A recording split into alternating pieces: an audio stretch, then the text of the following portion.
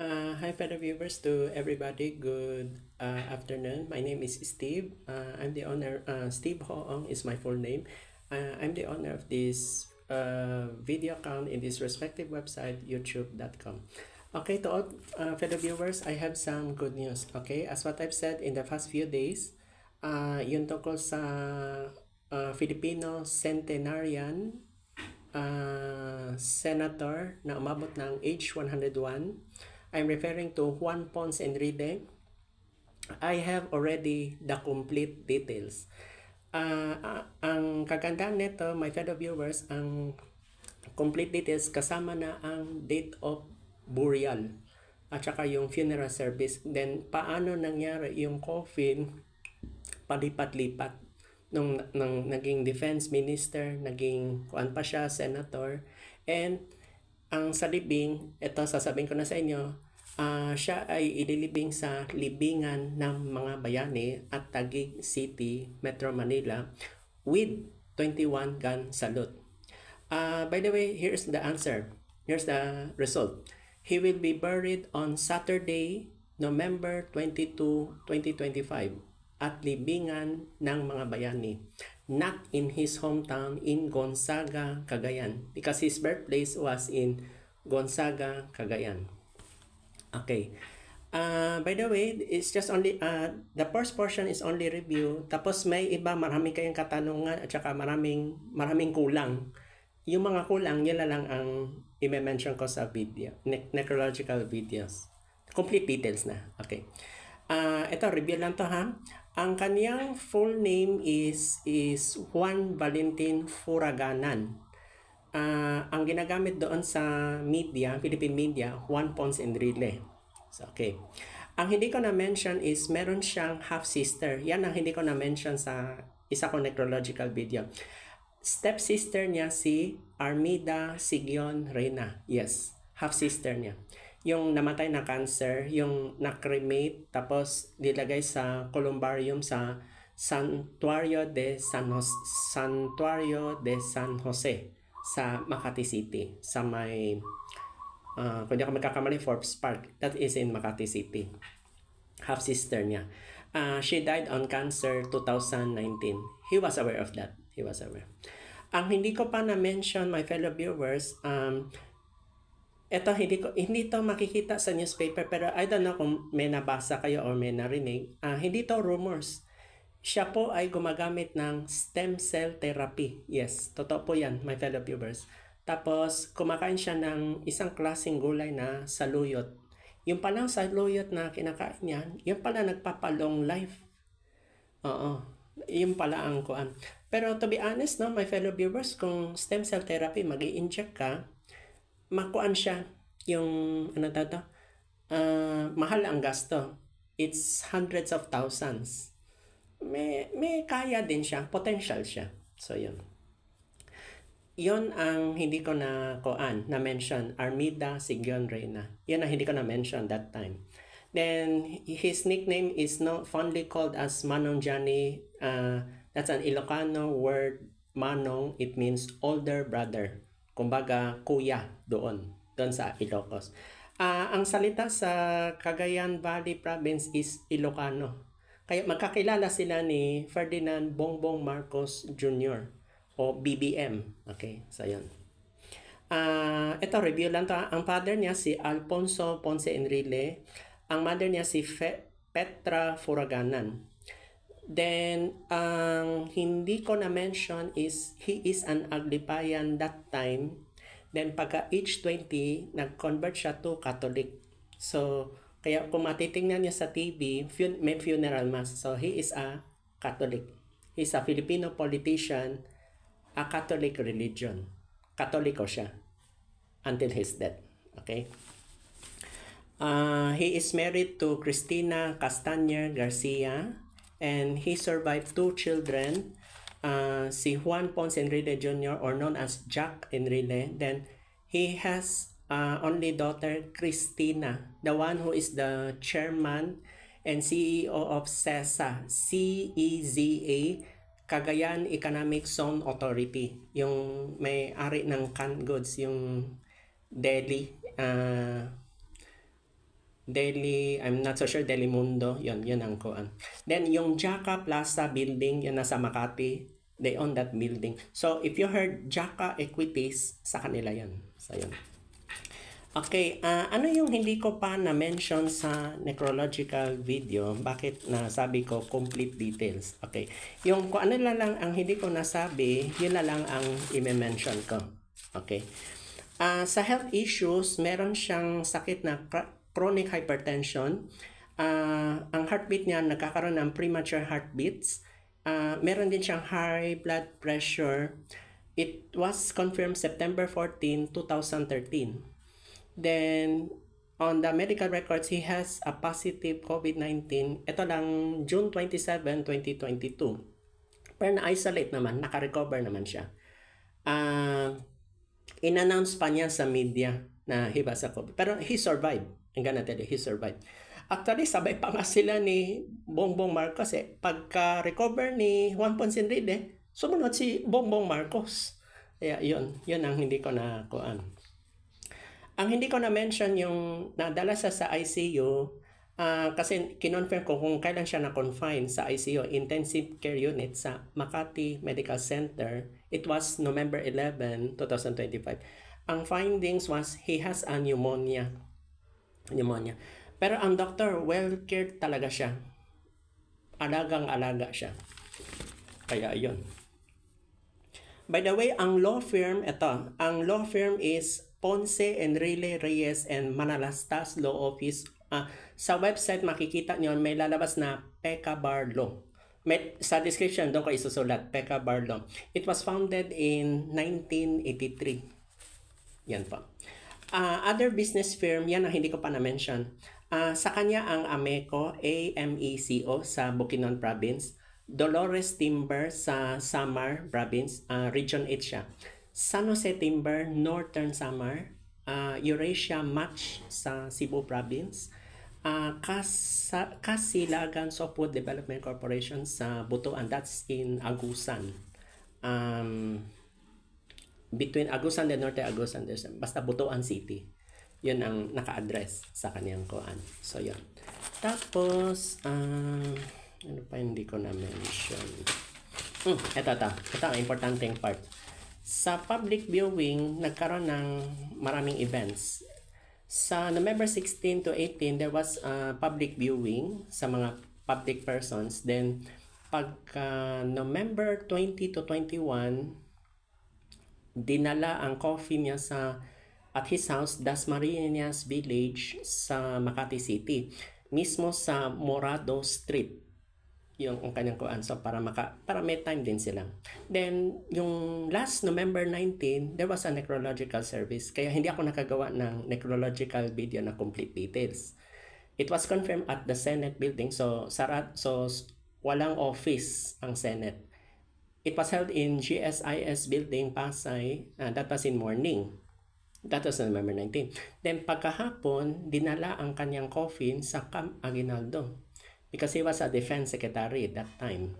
So, yon. So, he is buried on Saturday, November 22 at libingan ng Mambayani at Taguig City with 21 gun salute. So, that's it. So, ito lang ang nag-gather na complete details. So, ito na po lahat ang na-mention ko. Then, meron bang issue yung kay na former President Cory Aquino, yung sa People Power EDSA 1? Actually, meron. Yung sa Codeta, yung sila ni Colonel Gringo Honasan na naging senator. Kung matatanda ninyo, December 1, 1981, I was only 8 years old in Manila. So, hindi ko yung makakalimutan. Then, nagkaroon siya ng parang bitter argument. Then, ayun, nagkaroon ng kudeta. Against sila kay Cory Aquino kasi nagkaroon ng misunderstanding talaga. Actually, he is aware yung sa kung di ako magkakamali, 1987 when he was elected senator after EDSA 1. Kaya magkakilala sila ni Ernesto Maceda Manong Ernie ang tawag. Siya yung tinatawag na expose, Mr. Expose, Senator Ernesto Maceda Sr. Yan ang hindi ko na-mention. Then, kilala niya yung dating Senator Arturo Tolentino. Yun, very familiar yan. Tapos yung House Speaker that time, by the way, yan ang hindi ko pa na-mention, Ramon Mitra, yung taga Palawan. Ramon Mitra Jr., yun ang House Speaker, 1987. Tapos, kaya sila nakakilala ni Joseph Erap Estrada, kumpare pala sila, itong si Erap. Then, during his 101 years, ito ang good news, naabutan niya yung mga past presidents, pati yung Commonwealth, alam niya kung ano nangyayari. Yan ang hindi ko na-mention sa previous kong video. Naabutan niya si Jose P. Laurel, yung sa during Japanese occupation. He was 20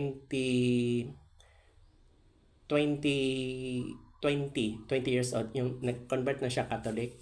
Tapos, he was aware na napatay si Jose Abad Santos, yun nasa 1,000 peso bill, he was aware. Tapos yung sa ambush, yun, totoo po yun.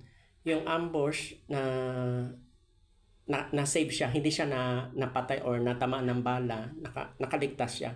Nakasakay siya sa likod ng Mercedes-Benz. It was an ambush before martial law.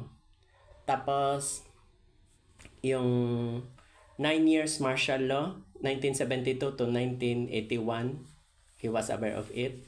Tapos yung dumating si Pope John Paul II, January 7, it was January koan, yung dumating siya sa Philippines. Pope John Paul was here in the Philippines, visited. That's the first Asia he visited. Then, if you can recall, Pope John Paul II came here twice. The 1995 was already former President Fidel B. Ramos.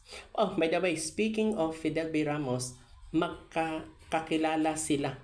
Si Fidel B. Ramos at si Juan Ponce Enrile, magkakilala sila. Sila yung nagplan. Sila yung icon na nag-organize na magmarcha tayo sa EDSA. Then, para patalsikin si President Ferdinand Marcos Sr.